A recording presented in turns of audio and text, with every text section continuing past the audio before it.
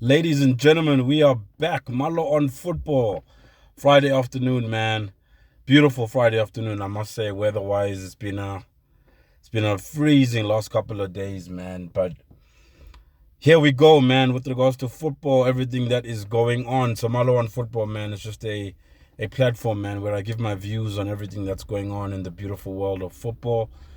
And as we know, the Premier League, the greatest show on earth, starts today with Manchester City versus Burnley.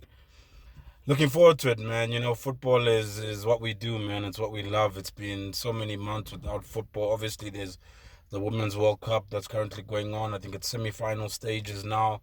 Banyana doing absolutely brilliant in that particular competition. PSL obviously started last week. We obviously have been seeing some of the results on that front. Not much has changed for me in terms of players, in terms of tactics, in terms of anything exciting in the league, to be honest, man. So just my view, man. If this is a platform that you enjoy, you like the content, like, subscribe, share, man. Let's get involved. Let's get in touch.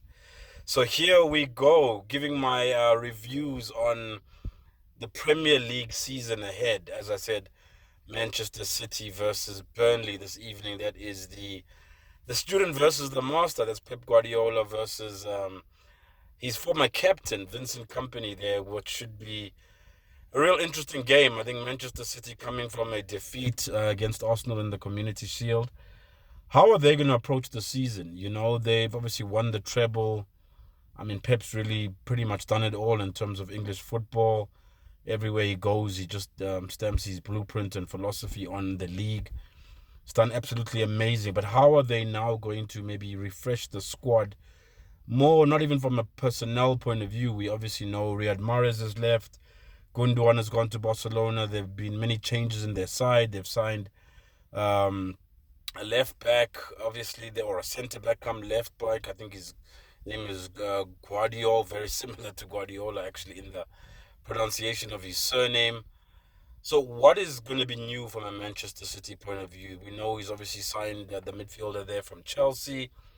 There are obviously talks with other players that they're potentially looking at bringing in.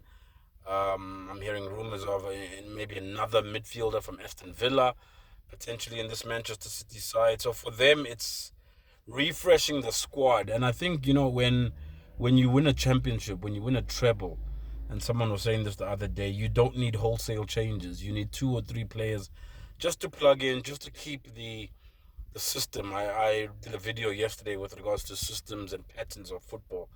And I mean, managers at the elite level of Pep know that you don't have to tinker or make too many changes in a squad that's already successful. It's just a matter of two or three key positions and keep the philosophy, keep the tempo, keep the football playing. I mean, Phil Foden is a player who last season was quite injury prone, back and forth from injury, but is this now his opportunity? I mean, with Gundogan now having left the club, is this now an opportunity for him to, stake his claim in the Manchester City squad permanently? We know he can play anywhere in the front line, false nine, center, right, left.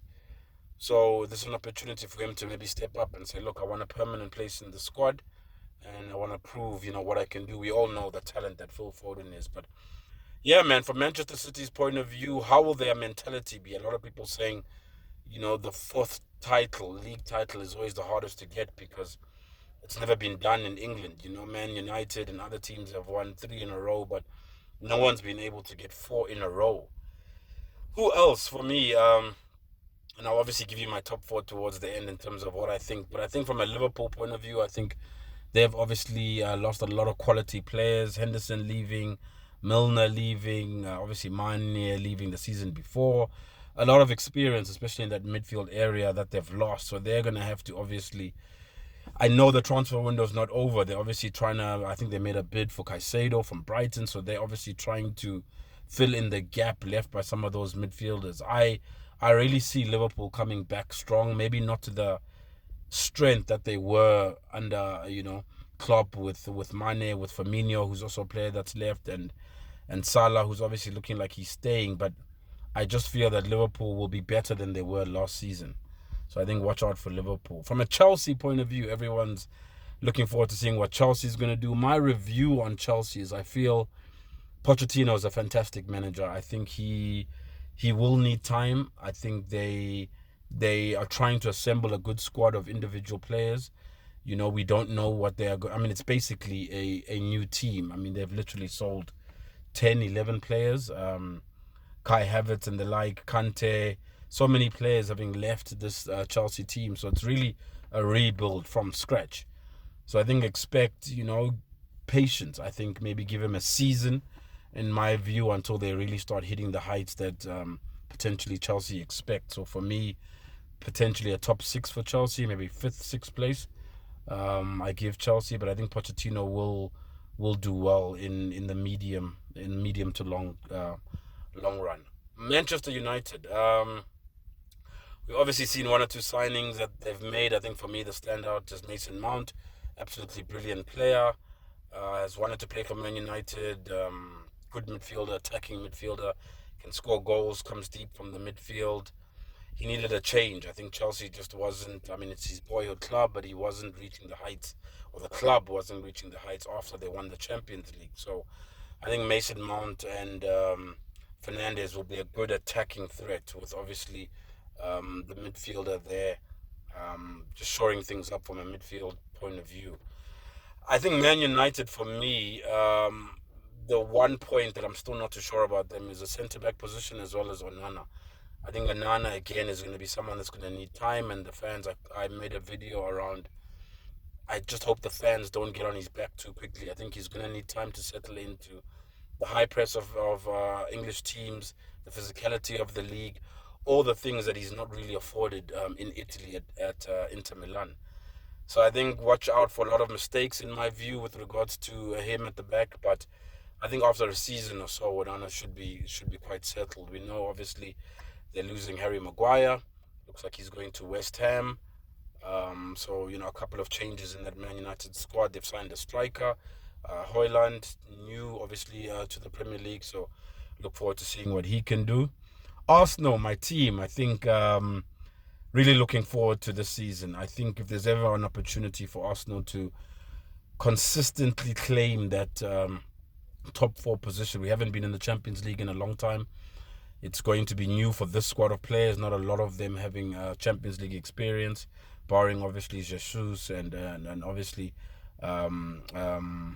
Odegaard and the like. But I think with the new goalkeeper that we've just signed, David Raya, competition for Ramsey. I think Ramsdale has been brilliant last season. A couple of mistakes, but overall I think he's been very, very good, playing from the back, shot stopping. He really loves the club. You can see the passion, but I think sometimes that passion and enthusiasm sometimes gets the better of him, and he's going to have to watch out if he's to retain his number 1 spot. Kieran Tierney, from a left-back position. I know Zinchenko is currently injured, just had a baby. So I think he's one that, for me, needs to be in the starting lineup when he's fully fit. I know, obviously, he's dealing with the war in Ukraine and everything that's happening there. So I think the sooner he's fit. But Timber is brought in to be a centre-back, come right-back, but we saw in the Community Shield what he's able to do in a left-back position. So to have versatility at the back with a player like that is going to be absolutely brilliant. But for me, from an Arsenal point of view, the one position maybe is at number 9. Are we going with the false 9 tomorrow in the game against Nottingham Forest with, I don't know, man, Kai Havertz? I would probably start with Trossard, see how he goes, and if maybe in the last 20 minutes we still haven't gotten the breakthrough goal, bring on some height and bring on Kai Havertz, and otherwise play the same squad that beat Manchester City with Rice in the number 8 position, Partey in the number 6 position, and Odegaard in the number 10 with the wingers, Saka and Odegaard. So looking forward to Arsenal season, man. I still think there's another potentially right wing backup for Saka that we need to add extra depth into the squad. We know this Champions League, so that's going to be an absolutely critical position to fill. Backup for Saka, then I think we're good to go, man. Arsenal is absolutely good to go. So Tottenham, obviously potentially losing Harry Kane. He's flying out to Germany today to meet with the representatives of Bayern. So I think, yeah, man, he obviously had a decision to make, go and win trophies instantly at Bayern or stay and break the Premier League record. But I think, He could go. I mean, he's still young. What, 30, 31? He could still go to Bayern for 2, 3 seasons, come back, play for Man United, or go back to Tottenham and just get one goal and beat Alan Shearer's record. So I think nothing really changes for that. But from a personal point of view, he'll probably win a trophy this season. Obviously, the Bundesliga. Bayern always win it back to back. So I think, Harry Kane leaving £100 million, the Daniel Levy, that's some good bit of business.